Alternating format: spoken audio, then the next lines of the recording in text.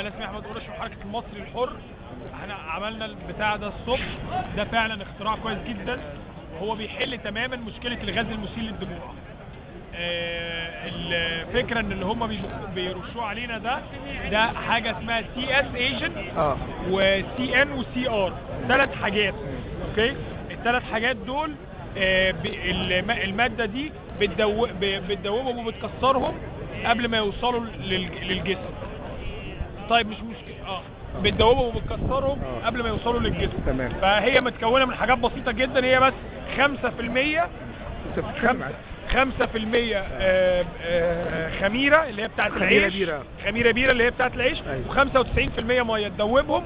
ده البساطه. وترش في وش حد مصاب بالقصه دي ويكون متبهدل او عينيه ملوحه، ورش في عينيه جوه عينيه حتى هتلاقيه فك وبقت كل حاجه زي الفل.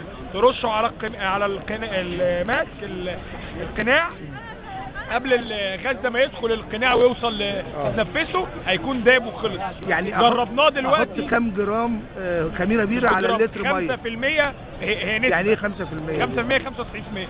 لو مش عارف تعملها بالظبط حط ابشر بس حته انت ماسكها بصباعينك دي، حطها في المنسوب الميه ده مثلا. تمام. احنا دخلنا جوه، وبعد ما بخيناه كنا واقفين من غير قناع ومن غير حاجه، وجنبنا الجاز كانستر اللي مضروبه تحت رجلينا وما حصلناش اي حاجه. كفايه بس انك تبخ في وشك كده. استنى اوريك كده تلعب كفايه انك تبخ خلاص كده تدخل في اي حاجه.